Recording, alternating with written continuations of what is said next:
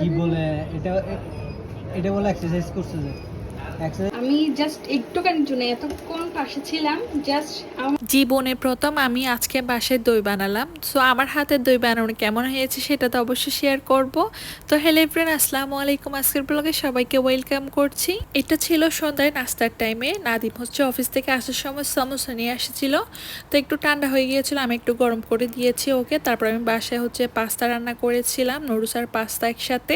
Pasta আমি একটু খেয়েছিলাম অল্প করে। তারপর হচ্ছে আমি চা বানিয়ে নিয়েছি ওর জন্য আর আমার জন্য। তো আমি হচ্ছে চায়ের সাথে একটা ক্রোসন খাচ্ছিলাম। এত কিছু খাওয়ার পরে কিন্তু বিস্কিটটা আর খাওয়া হয় নাই, আমি হচ্ছে জাস্ট ক্রোসন দিয়ে চাটা খেয়ে নিয়েছি। আমরা নাস্তা আস্তে শেষ করে আমি আর নাদিম হচ্ছে একটু হাঁটার জন্য বের হচ্ছিলাম। আমরা প্রায় সময় থাকলে প্রতিদিন নাদিম অফিস শেষে বাসায় আসলে আমরা হচ্ছে হাঁটার জন্য বের হই। আমি বেশ অনেকদিন ধরে চিন্তা ভাবনা করতেছি, কারণ বাসায় বসে থাকতে থাকতে শরীরটা বেড়ে যাচ্ছে। তো এক্সারসাইজ করব প্লাস হচ্ছে ডায়েট করব। তো তার জন্য আর কি আমরা প্রত্যেকদিন হাঁটতে বের হই। হাঁটতে হাঁটতে আমি বার্গার কিং এর সামনে চলে এসেছি। তো বার্গার কিং এর খাবার আমার খুব পছন্দ। নাদিম আমাকে বলতেছে, ইস তোমার বার্গার কিং ফেলে চলে যাচ্ছ। তো আমি একটু টাটা দিচ্ছিলাম, মানে ওকে আর খাবো না কিছুদিনের জন্য আর কি, ওর খাবারটা আমি অফ রাখবো। তা আমি হচ্ছে নাদিমের সাথে দুষ্টমি করছিলাম, আমি বার্গার কিং এর দিকে তাকায় তাকায় চলে যাচ্ছি। ও আমার সাথে অনেক দুষ্টমি করতেছিল। ও আমাকে বলতেছে, তুমি তোমার ফেভারিট খাবারগুলোকে অ্যাভয়েড করে তুমি অনেক স্যাক্রিফাইস করতেছো। লাইফে তো কিছু কিছু ক্ষেত্রে অবশ্যই কিছু কিছু জিনিস স্যাক্রিফাইস করতে হয়। তা আমরা হচ্ছে হাঁটতে হাঁটতে একটু হচ্ছে কেনাকাটা করতে গিয়েছিলাম। আমার ডায়েটের জন্য আমি হচ্ছে গ্রিন অ্যাপেল, তারপর হচ্ছে কলা নিয়েছি, তারপর হচ্ছে চাপাটি নিয়ে নিচ্ছি। আমার ডায়েটগুলো কিরকম হয় সেটা অবশ্যই এই ভিডিওতে দেখতে পারবেন মাঝে মাঝে। তো আবার হচ্ছে শসা নিয়ে নিচ্ছিলাম। এই মরিচগুলো যখন আমি ভাত খাই, মানে যখন আমার খেতে ইচ্ছে করে তখন এই বড় বড় মরিচগুলো পাই না। এখন নিয়ে নিচ্ছি মিষ্টি কুমড়া। আমি সাধারণত মিষ্টি কুমড়া খাই না, তবে যেগুলো খাই সেগুলো হচ্ছে একদম কচি থাকতে হবে, গ্রিন কালার থাকতে হবে। তো এখানে ছোট ছোট পিস করা আছে, আমি একটু যেটা একটু কাঁচা মনে হচ্ছে সেটা নিচ্ছিলাম। ডায়েট করলে সবজির মধ্যে মিষ্টি কুমড়াটা অবশ্যই রাখতে হবে। আমার ডায়েট যাকে বলে, আমার ডায়েটগুলো সত্যি মানুষে যদি দেখে, যাদের মানে ডায়েটের যে বংশধররা আছে তাদের কিন্তু অপমান করা হবে যদি আমারগুলা যদি ডায়েট বলা হয়। এই কথাটা বলার কারণটা কি সেটা অবশ্যই আমার ভিডিওর মাঝে মাঝে আপনারা দেখতে পারবেন। তো নাদিমের জন্য নাদিম একটু জুস নিচ্ছিল, আমাকে জিজ্ঞেস করছিল আমি খাবো কিনা। তা আমি বলছি না, আমি সুইট খাবার খাবো না। আহা, এই মুহূর্তের জন্য কতই না স্যাক্রিফাইস করতেছি আমি। আমার ডায়েটগুলো দেখলে আমার নিজে নিজে হাসি পায়। তো বাসার জন্য টুকটাক কিছু হচ্ছে স্প্রে দেখছিলাম, রুমের স্প্রে। তারপর হচ্ছে অনেকগুলো তেলাপোকা হয়েছে ছোট ছোট এখানে, তো তেলাপোকার জন্য স্প্রে নিয়ে নিয়েছি। আমি হাঁটতে হাঁটতে আমার গলা শুকিয়ে আসছে, আসার সময় পানিও নিয়ে আসি নাই। তো নাদিমকে বলছিলাম যে আমাকে একটু জুস খাওয়াতে। আবার প্রথমে ও যখন বলেছিল তখন বলছিলাম কি খাবো না, তারপরে দেখেন বাহিরে গিয়ে কি হয়। তা আমরা হচ্ছে জিনিসগুলা, যে টুকটাক জিনিসগুলা কেনাকাটা করে তারপর হচ্ছে আমরা বের হব। আমি ভিডিও শুরুতে বলেছিলাম যে আমি দই বানাবো, হ্যাঁ অবশ্যই বানাবো, আপনারা ওয়েট করেন, ভিডিও লাস্টের দিকে দেখতে পারবেন। তো আমরা কেনাকাটা শেষ করে বের হয়ে নাদিমকে বলতেছি ক্যাফে চলেন, আমি চা খাবো। আমি এমনিতে অনেকদিন ধরে চা খাওয়া বাদ দিয়ে দিয়েছি, এমনিতে চা কম খাই, যখন খাই তখন খাই, যখন খাই না তখন একদমই খাই না। নাদিম আমার সাথে বক বক করতেছে, বলছে তোমার সাথে আমি পর্যন্ত 1 ঘন্টা হাইটে এখানে আসছি শুধু তোমার জন্য একটু ফ্রুটস বা এগুলা মানে কেনাকাটা করার জন্য। তো এখানে এসে কি লাভটা হলো? তুমি তো চা অর্ডার দিয়ে বসে আছো, শর্মা অর্ডার দিয়ে বসে আছো, কিন্তু আমার কি দোষ বলেন? আমার মনের কি কোনো দোষ নাই? আমার মন চাইতেছে আমি খাই, সো আমি কি করব বলেন? কি বলে এটা এটা বলে এক্সারসাইজ করছে যে এক্সারসাইজ যতটা করে না তার তার বাড়াই ফেলতেছে। তুমি কেমনে বুঝো তোমার? হ্যাঁ, তো কষ্ট করতেছি না, একটু খাইতেছি। এটা কোনো খাওয়া হইলো কি খাচ্ছি বলেন? স্যান্ডউইচ খাইতে যাবে না, বিফ বিফ রোল। বিফ তো খাই লাভটা কি? এক্সারসাইজ করে লাভটা কি হইলো? বেকার।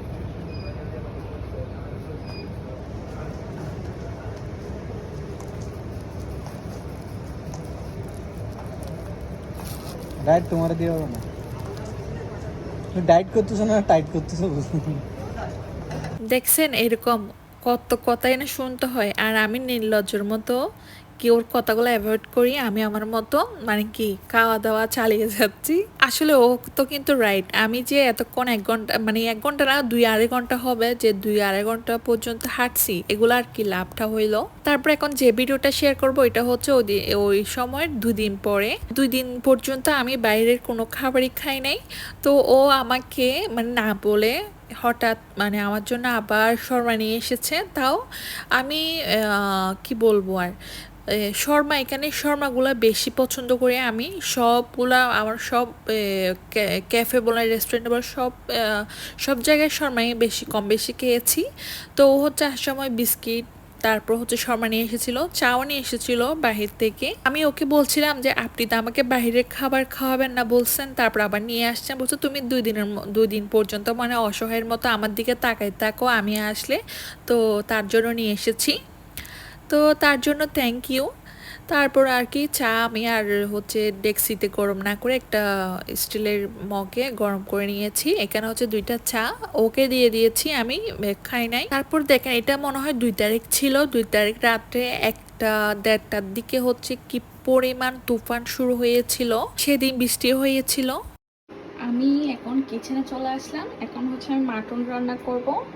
মাটনগুলো আমি একটু সময় নিয়ে ভালোভাবে ধুয়ে নিলাম, কারণ হচ্ছে যদি মাটনগুলো একদম পরিষ্কার জায়গা যদি মানে কাটা না যায়, তাহলে হচ্ছে মাংসের মধ্যে প্রচুর পরিমাণ, মাংসের গায়ে প্রচুর পরিমাণ ময়লা থাকে, অনেকগুলো লোম থাকে।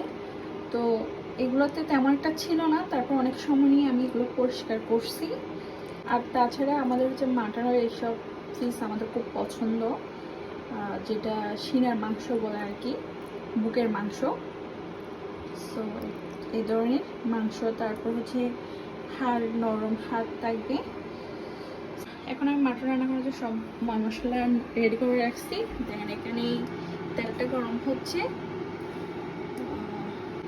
তেলটা গরম হয়ে আসছে। এখন আমি কিছু আস্ত গরম মশলা দিয়ে দেবো। এখানে আমি হাফ এক্সট্রা এনিস নিয়েছি, তেজপাতা, তারপর হচ্ছে গোলমরিচ, তারপরে কালো এলাচ, সবুজ এলাচ, তারপর হচ্ছে দালচিনি, গোলমরিচ, এগুলো নিয়ে এখন আমি দিয়ে দিচ্ছি।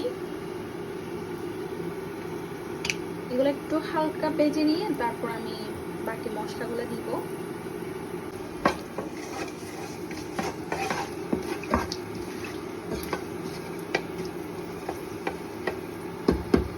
মশলা থেকে একটা স্ট্রং একটা ফ্লেভার আসবে, তখন আমি হচ্ছে পেঁয়াজ কুচি দিয়ে দিব। তো এটা আমি কিভাবে চেক করি, জাস্ট হাতে এভাবে টেনে তারপর শুয়ে দেখি একটা ফ্লেভার আসতেছে কিনা, তখন আমি বাকি প্রসেসগুলো শুরু করি আর কি। আমি পেঁয়াজ কুচি দিয়ে দিচ্ছি।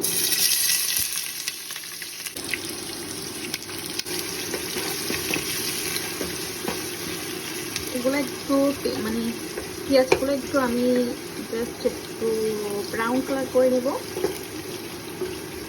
বেশি ব্রাউন না, জাস্ট হালকা ভেজে নেব। এগুলো একটু ভেজে নিয়েছি। এখন হচ্ছে আমি রসুন বাটা দিয়ে দিচ্ছি। রসুন বাটা দিয়ে দিলাম 1 চা চামচ, তারপর আদা বাটা দিয়ে দিচ্ছি 1 চা চামচ, পেঁয়াজ বাটা দিয়ে দিচ্ছি,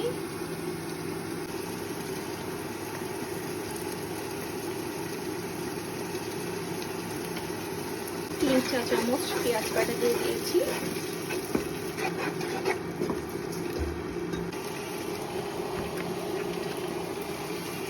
পরে 1 চা চামচ অ্যাড করলাম।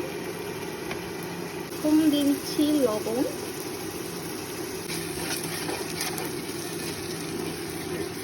আমি 2-3 মিনিটের মতো কষিয়ে নিব, যেন আদা রসুনের কাঁচা ফ্লেভারটা যেন একটু মানে চলে যায়। এখন আমি এক এক করে সব মশলা দিয়ে দিব। গুঁড়া মশলাগুলো আমি চামচ দিয়ে দিচ্ছি না, ডাইরেক্ট আমি আমার মানে আন্দাজ করে দিয়ে দিচ্ছি। আমি সবসময় এটা করে ডাইরেক্ট হচ্ছে বয়াম থেকে নিয়েই ডাইরেক্ট দিয়ে দিই তেলা। এখন দিয়ে দিলাম হলুদ, তারপর দিয়ে দিব তারপর ধনিয়ার গুঁড়ো,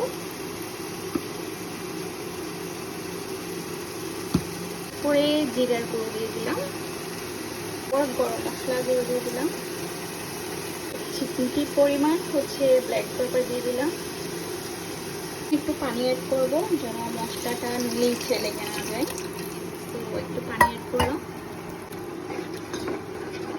তারপর দিয়ে দিচ্ছি লাল মরিচের গুঁড়ো,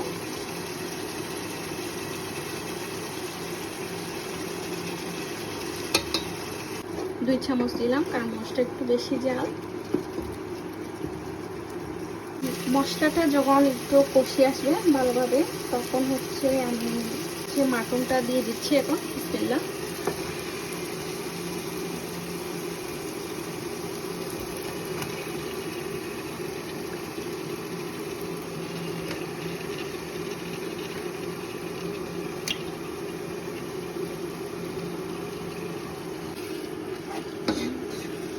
এখন একটু মশলার সাথে ভালোভাবে নেড়েছে দিই।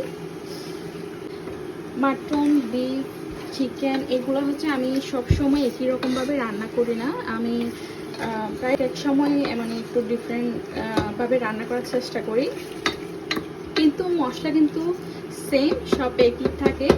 এক এক সময় এক একভাবে রান্না করলে হয় কি মানে টেস্টটাও কিন্তু ডিফারেন্ট আসে। সবসময় যদি একটু ডিফারেন্ট করে রান্না করা হয় সেক্ষেত্রে কিন্তু টেস্টটাও একটু ডিফারেন্ট হয়, এক একটা টেস্ট এক এক রকম হয়। কিন্তু মশলাপাতি সব কিন্তু একই থাকে, জাস্ট যেটা আমি দই ইউজ করি সেটা হয়তো বা অনেক ক্ষেত্রে হয় কি আমি অনেক সময় মানে ইউজ করি, অনেক সময় করি না, জাস্ট এইটাই পার্থক্য। ঢাকনা দিয়ে কষিয়ে নিব ভালোভাবে। আমি 5 মিনিটের মতো কষিয়ে নিয়েছিলাম। এখন হচ্ছে আমি এখানে কিছু টমেটো কুচি দিয়ে দিব। এখানে আমি একটা টমেটো নিয়েছি, একটু নেড়ে ছেড়ে দিই। আচ্ছা, এখানে এখন আমি হচ্ছে দইটাও এই পর্যায়ে দিয়ে দিব। দই দিয়ে তারপর মাটনটা একদম ভালোভাবে কষিয়ে নেব। এর মধ্যে আমি এখন হচ্ছে কোনো রকমের পানি ইউজ করবো না।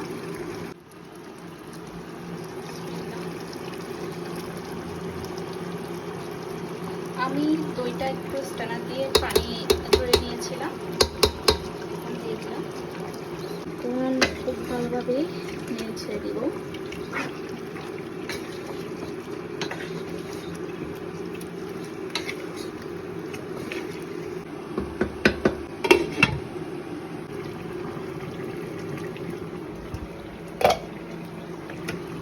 মাংস থেকে কি পরিমাণ পানি বের হয়েছে দেখেন। আমি যে মশলা কষানোর সময় একটুখানি পানি দিয়েছিলাম সেগুলাই, আর কোনো পানি ইউজ করি না এখানে আমি।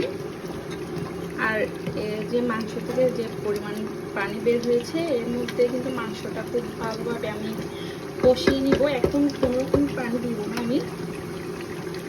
সো আবারও ডেকে রান্না করে দিব ভালোভাবে। অনেকক্ষণ রান্না করার পরে আমার মাটনটা রেডি হয়ে গেছে। এখন উপরে তেমন একটা তেল বেশি উঠে নাই, একটু পর দেখে রাখলে তখন উপর তেল বেশি উঠবে। সো এখন আমি ধনেপাতা ছিটিয়ে দিচ্ছি। আজকে আমি আমার লাইফে ফার্স্ট টাইম বাসায় হচ্ছে দই বানাবো, আর আজকে হচ্ছে আমি মিষ্টি দই বানাবো। তো তার জন্য আমি হচ্ছে এখানে কিছু চিনি দিয়ে একটু ক্যারামেল করে নিব। জানি না কেমন হয়, দেখি।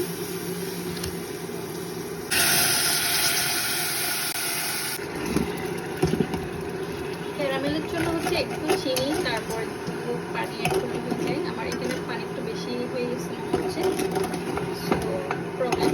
ক্যারামেল করে হচ্ছে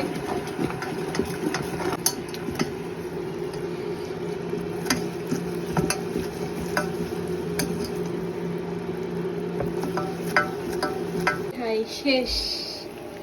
আমি জাস্ট একটুখানির জন্য এতক্ষণ পাশে ছিলাম, জাস্ট আমার মনে হয় 30 সেকেন্ড হবে না, একটু মানে 30 সেকেন্ডের জন্য আমি একটু রুমে গেছিলাম। দেখেন এটা ক্যারামেলটা পড়ে গেছে বেশি। এখন এটা ইউজ করা যাবে না, এটা ইউজ করলে বেশি তিতো হয়ে যাবে। শিট।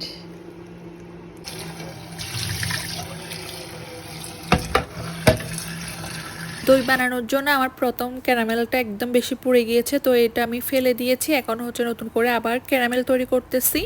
এখানে আমি চিনি তারপর একটু পানি দিয়ে দিলাম। এখন হচ্ছে ক্যারামেলটা যখন বানাচ্ছি আমি একদম পাশ থেকে এক পলকের জন্য সরিয়ে নেই।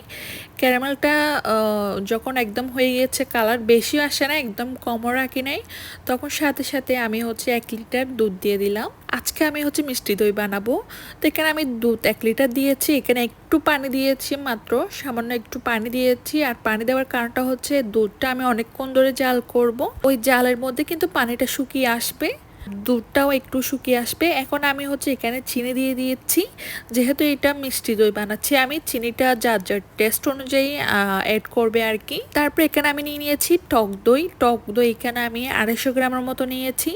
এটাকে আমি একটা ছাঁকনিতে পানিগুলা ছেঁকে নিয়েছি টক দইয়ের, তারপর একটু ফেটিয়ে নিচ্ছি কাঁটা চামচ দিয়ে। এদিক দিয়ে দুধটা অনেকক্ষণ ধরে আমি বয়েল করছিলাম, এভাবে চুলার আঁচটা একদম ছোটো করে দিয়ে অনেকক্ষণ ধরে বয়েল করে নিয়েছি। তারপর কিছুক্ষণ রেস্টে রেখেছিলাম, মানে এখনও গরম আছে। ওই সময় আমি হচ্ছে টক দইয়ের মধ্যে একটু একটু দুধগুলো নিয়ে মিক্স করে নিচ্ছিলাম ভালোভাবে। হ্যান্ডউইচ থাকলে হ্যান্ডউইচ দিয়ে ভালোভাবে মিক্স করা আরও ইজি। আমার যেহেতু এই মুহূর্তে বাসায় হ্যান্ডউইচটা নাই, তো আমি হচ্ছে কাঁটা চামচ দিয়ে খুব ভালোভাবে এটাকে মিক্স করে নিয়েছি। আমি এখন হচ্ছে ক্যারামেলের যে দুধটা আছে এটার সাথে মানে দইয়ের মিশ্রণটা খুব ভালোভাবে এখন নেড়ে ছেড়ে মিশিয়ে নিব, অনেকক্ষণ নাড়াচাড়া করে নিব ভালোভাবে। এখন এটাকে আমি সেট করার জন্য কাচের বোল নিয়ে নিয়েছি, আর এটা মাটির পাতিলও কিন্তু খুব সুন্দরভাবে বসানো যায়, তারপর হচ্ছে কাচের বাটিতেও কিন্তু বসানো যায়। এখন হচ্ছে আমি একটা বড় একটা কাচের বাটি নিয়ে নিয়েছি, এখানেও কিছু পরিমাণ দিয়েছি। তারপর হচ্ছে আর যেগুলা বাকি ছিল সেগুলোর জন্য আমি ছোট ছোট কাচের বাটি নিয়ে নিয়েছি, সেখানেও দিয়ে দিলাম। এখন আমার দই বানানোর প্রসেস তো আপনারা দেখলেন। এখন আমি এই সময়টাতে দই বানিয়ে যে বুলটা করেছি সেটা হলো, এই যে দইগুলা রাখলাম এখানে নিচে যে টাইসটা সবসময় ঠান্ডা থাকে, তো ওইটা আমার মাথায় ছিল না, আমি জাস্ট উপর দিয়ে একটা তাওয়াল দিয়ে গরম স্থানে মানে রেখে দিলাম, ওইটা মনে করেছিলাম। আচ্ছা, বাকি কতগুলো আবার লাস্টের দিকে আমি শেয়ার করতেছি। তো দইটা বাসায় বসিয়ে তারপর হচ্ছে আমরা একটু আবার কেনাকাটা করতে বের হয়েছিলাম। তারপর বাসার জন্য আবার যে দুধ অলরেডি আছে 4 লিটার নিয়ে গিয়েছিলাম, এখানে আরও 2 লিটার আছে, আবার আজকে 4 লিটার নিয়েছি। তারপর হচ্ছে অনেক আম বের হয়েছে, মানে পাকা আম, কাঁচা আম। তো আম আমার খুব পছন্দ, তো আম খেতে ইচ্ছে করছিল, আম নিয়েছি।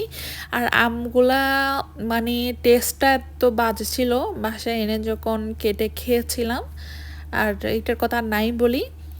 তো কিছু সবজি নিয়ে নিয়েছি, তারপর হচ্ছে আবার কিছু কলা, তারপর হচ্ছে এখন মধু দেখছিলাম। আমি যেহেতু মানে সুগারটা অফ করে দিয়েছি, তো আমার জন্য হচ্ছে মধু নিচ্ছিলাম। তারপর আরও অনেক কিছু নিয়েছি, সবগুলো যদি নাম বলতে যাই এখন ভিডিওটা আরও অনেক লং হয়ে যাবে। এই যে সব কিছু নিয়েছি, এখন হচ্ছে কাউন্টারে দিয়ে এখন কাউন্ট হচ্ছে আর কি। তারপর এগুলা কেনাকাটা করে এখন বাসার দিকে যাওয়ার সময় আবার আমরা বিল্ডিংয়ে দাঁড়িয়েছিলাম একটু চাটা খাওয়ার জন্য। তারপরে এই যে আমার ডায়েট দেখতেছেন, আমার ডায়েটের মাঝে মাঝে এরকম আমি শর্মাটা খাই। তারপরে আর আমার ফেভারিট একটা ক্যাফেটেরিয়া থেকে এই শর্মাটা, মেক্সিকান শর্মাটা নিয়েছি। তারপর হচ্ছে চা। তারপর বাসায় এসে আপনাদের একটা জিনিস দেখা, এটা হচ্ছে ফ্রিজ, মানে উপর থেকে পড়ে গিয়েছে, এখানে সিঁড়ির মধ্যে ছিল, এটা পড়ে দেখেন একদম চুরমাচুর হয়ে গিয়েছে। ওই যে বাতাস হয়েছিল না তুফানের মতো, ওই দিনে পড়ে গিয়েছিল এটা।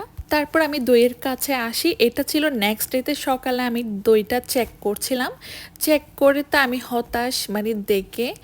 তো আমার ওই সময় মাইন্ডটা আসছে আর কি, আসলে এই সময় বৃষ্টি হয়েছে, তারপর হচ্ছে রুমের মধ্যে এসি, সব সময় এসি অন থাকে, তো ঠান্ডার মধ্যে এটা জমবে, এটা আমার মানে যে জমবে না এটা আমার মাইন্ডে ছিল না। আর তার মধ্যে রেখেছি আমি এটা টাইসের উপর। তো আমি মানে আমার প্রসেস সব কিছু ঠিকই আছে, তো আপনারা এই ভুলটা করবেন না। আমিও নেক্সট ডে আবার এটার রেসিপি নিয়ে আসবো অবশ্যই, মানে ওইটা পারফেক্টলি বানিয়ে দেখাবো ইনশাল্লাহ। তো দইটা বসানোর হচ্ছে মানে এটা গরম স্থানে রাখতে হয়, মানে একদম গরম থাকতে হবে, মানে যে জায়গাটায় রাখেন না কেন। আর আমার রুমে তো সবসময় এসি চলে, এই ঠান্ডার মধ্যে যে দই জমবে না আমার রুমে, ওইটা আমার মানে একদমই মাথায় ছিল না ওই সময়। তো এই ভুলটা আমি আর এখন করব না। যদিও বানাই তখন হচ্ছে এসিটা আমার অফ রাখতে হবে, আর এটা গরম জায়গায় রাখবো। ইভেন কি আরও গরম পড়ুক তখন রাখবো, তখন বানাবো আর কি। এটা দই জবে নাই, তাতে কি হয়েছে, এটা যে সারা রাত রাখার পর একটা ঘন একটা টেক্সচার চলে আসছে। এটাতে কয়েকটা আইস দিয়ে ঠান্ডা ঠান্ডা একদম শরবতের মতো খেয়ে নিয়েছিলাম। মনে হচ্ছে যে এটা দই দিয়ে শরবত বানানো হয়েছে। তারপর নাদিমকে হচ্ছে ওটসের সাথে এটা দিয়ে দিয়েছিলাম, খুব মানে টেস্টি ছিল। মানে এত কষ্ট করে যে বানিয়েছি ওইটার কষ্টটা বিফলে যায় নাই, কোনো না কোনো একটা কাজে লাগছে।